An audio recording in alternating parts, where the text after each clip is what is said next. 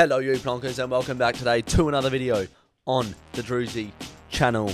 We're back to wrap up the round. 9 things that we learnt from round 4. Here we go. But before we go and get into the video, I've set out a new goal for myself. I like to set goals because when you set goals, you're more likely to achieve them. We're currently sitting on about 6,550 subscribers, and it turns out that half the people that watch my videos aren't subscribed, and that makes me angry. So if you watch my videos and you do enjoy them, please make sure you subscribe. I want to hit 7,000 subs by the end of May. That's the goal I'm going to set out. Focus, believe, achieve. Hopefully by the end of May, this channel has 7,000 subs. Anyway, enough of the beg. Like the video if you enjoy it. Comment what you learnt down below from this round, and let's get into the 9 things that I learnt. Number 1. You can't chip mark against the Dees. Port Adelaide have sort of lost their identity in the last few weeks. Haven't been getting wins. Their forward craft has been pretty dismal to say the least. They didn't kick a goal in the first half against Melbourne on Thursday night. And a massive part of that was they implemented this chip mark possession style. And against Melbourne, it just doesn't work. Port have always moved the ball quite well. They like the chaos. They like to knock the ball on. They like it in general play where your players like Rosie's, Power Peppers, Ollie Wines, these types can get the ball moving quick. They're not a possession-based side, and when you're coming up against Melbourne, who are the best defensive side in the league, they know their defensive structure to a T. The players know their roles. It's like a spider web trying to get through Melbourne. You can't just chip through it, chip, possession, chip through. Against the Dees, it's just not going to work. It's obviously easier said than done. The Dees are a very hard team to break, but you need to create a bit of chaos. You need to break the lines with a bit of a handball receive and create some run and carry through the handball receives. If you're just going to chip the ball, kick the ball to maintain possession, it just makes the game so slow, and it gives time for someone like Max Gawn to drift back in defence. So when they do get an inside 50 entry, he's just going to clunk it all day long. You can't chip mark against the Dees. Come on now. Number 2. Brisbane are scaredy off the Cats. Maybe not scared of Geelong necessarily, but away from home against the Cats down at GMHBA or Kardinia Park, they haven't won there since 2003. To be fair, going down to Kardinia Park and winning, not many teams do that. It's very rare that the Cats lose down there. But when you're a side that's contending for a premiership, that's like a bucket list item.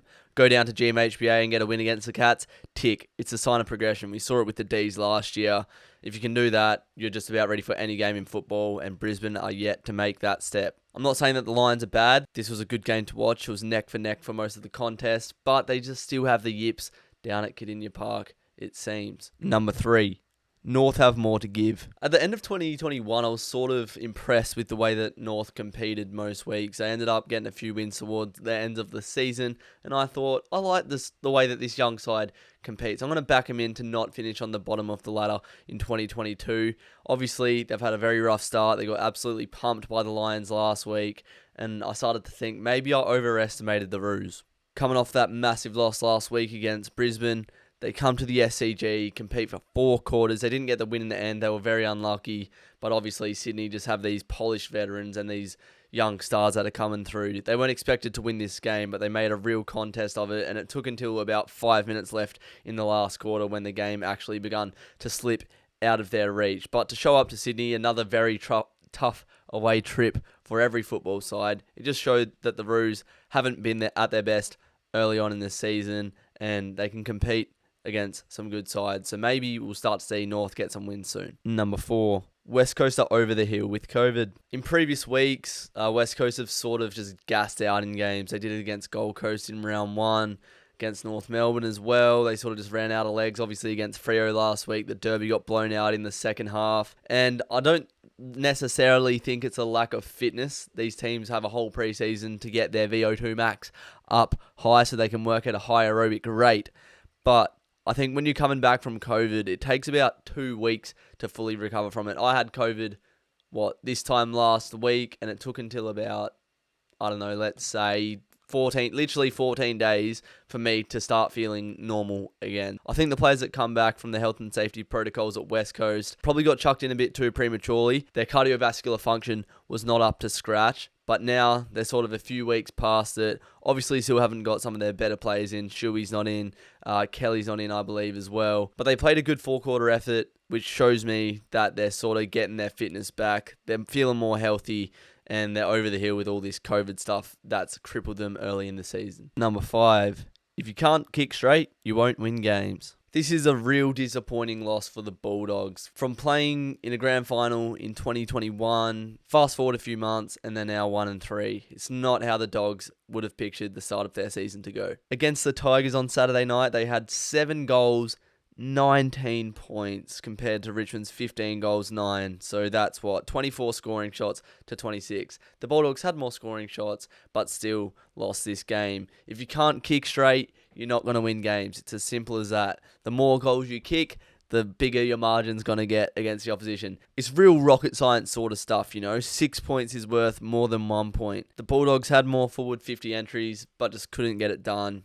You can't have lapses like this. It'll cost you games. And in this game, it cost the Bulldogs. These are the most frustrating games to be a part of as fans. When your team has enough of the ball, but just can't get the end product right. Kick the ball straight, you'll win games. If you don't, you'll cop an L. Number 6. The more youth, the better. I've vlogged my experience from the Freo vs GWS game. So if you haven't seen that, go check it out. It's on the channel now, my vlog that I did from Saturday night.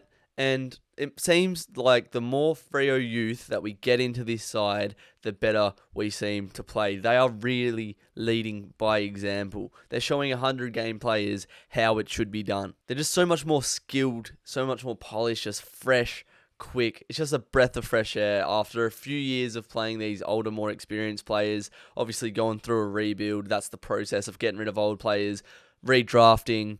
Going well in the draft as well is a key factor, and then putting them into the side, developing them right so that they're ready for the AFL level. It just seems that the way that we're developing these young players and getting them into the side, it's translating to good performances all round. Some of these names that I'm about to mention just make my mouth water. Heath Chapman is going to be a rising star this year, in my opinion. He has played a great game 4 weeks straight.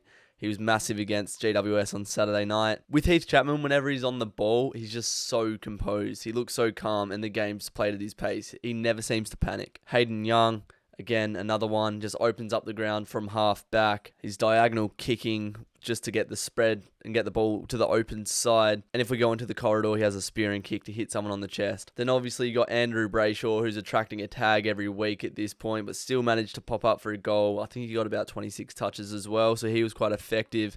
Then you've got Nathan O'Driscoll, 20 disposals, 2 goals, 2, playing on the wing, got a couple holding the ball calls as well.